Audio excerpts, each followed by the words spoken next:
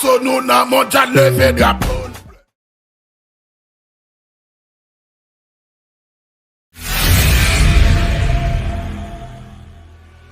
Mesdames, Messieurs, bonsoir. La Coupe du Monde de la FIFA 2026 continue de captiver les passionnés de football. Merci de rester connectés sur Aleuve TV pour suivre toute l'actualité de la compétition. Et voici les principales informations de ce mardi. La Belgique a signé l'une des plus belles performances des huitièmes de finale en éliminant les États-Unis, pays co-organisateur, sur le score de 4-1. Charles De Ketelaere, auteur d'un doublé, et Romelu Lukaku ont conduit les Diables Rouges vers les quarts de finale où ils retrouveront désormais l'Espagne. L'Espagne sera justement le prochain adversaire des Belges après sa victoire 1-0 face au Portugal. Cette élimination pourrait marquer la dernière Coupe du Monde de Cristiano Ronaldo à 41 ans. Au lendemain de cette élimination, l'ancien international portugais Ricardo Quaresma s'est montré très critique envers la Seleção. Il estime que cette génération, souvent présentée comme la meilleure de l'histoire du Portugal, n'a finalement remporté aucun grand trophée et a déçu dans tous les secteurs du jeu. Une sortie qui fait déjà beaucoup réagir dans les médias portugais.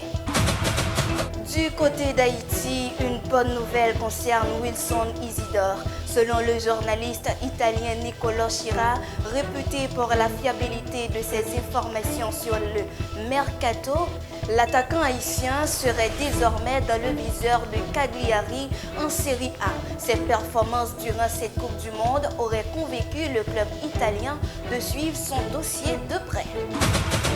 Toujours à propos d'Haïti, un classement des salaires des sélectionneurs présents au mondial révèle que Sébastien Migné figure à la 43e place avec un salaire annuel estimé à 190 000 €.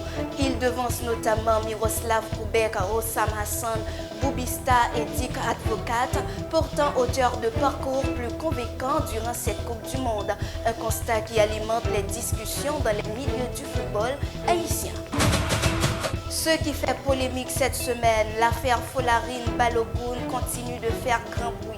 Après l'annulation controversée de la suspension de l'attaquant américain, l'ancien président de la FIFA, Sepp Blatter, a vivement réagi. Il rappelle que les cartons rouges ne sont pas annulés par des appels politiques, mais par des règles et des preuves. Avant de lancer cette phrase devenue virale, « Où vas-tu, FIFA ?»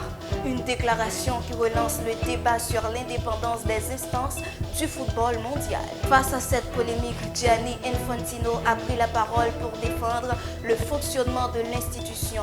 Le président de la FIFA affirme que les organes disciplinaires sont indépendants et que leurs décisions sont prises selon des règlements et les faits soumis.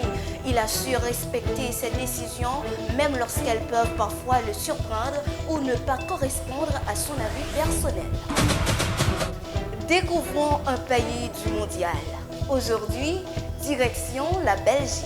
Un pays situé au cœur de l'Europe, avec sa capitale Bruxelles, connue notamment pour sa grande place classée au patrimoine mondial, la Belgique séduit par son histoire, son chocolat, ses gaufres et ses célèbres frites.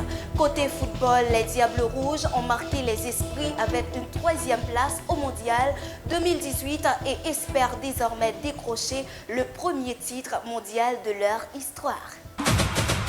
Dans les solides du mondial, l'influenceur américain Aisha Speed a vécu un moment totalement inattendu. Avec humour, le président de la FIFA, Gianni Infantino, lui a proposé de devenir président de la FIFA pendant 1 minute. En l'invitant à s'asseoir à sa place devant plusieurs légendes du football, une séquence devenue virale sur les réseaux sociaux et qui témoigne de l'influence grandissante des créateurs de contenu dans l'univers du football. You want to be FIFA president for 1 minute? Who? You want to be FIFA president? Yeah. No. Hey, question. I'm the FIFA president now. Ronaldo is winning the World Cup. I'm the FIFA president. Oh yeah, Pat. Oh yeah. Penalty. Terminons avec les coulisses du mondial. Saviez-vous que les pauses fraîcheurs ne servent plus seulement à permettre aux joueurs de boire de l'eau? Dans ces Coupes du Monde 2026, elles sont devenues de véritables temps morts tactiques. Pendant ces quelques instants, les sélectionneurs réunissent leurs joueurs, corrigent leur organisation, changent parfois de système de jeu et donnent de nouvelles consignes. Plusieurs entraîneurs reconnaissent que ces interruptions ont déjà influencé le déroulement de certains matchs. Si certains supporters estiment qu'elles cassent le rythme des rencontres, la FIFA rappelle qu'elles sont avant tout destinées à protéger la santé des joueurs face aux fortes chaleurs observées dans plusieurs villes hautes. Comme quoi, quelques minutes d'arrêt peuvent parfois faire basculer tout un match. C'était Mondial Actu sur Aleuve TV. Merci de votre fidélité. Là où les passions prennent vie, l'information continue.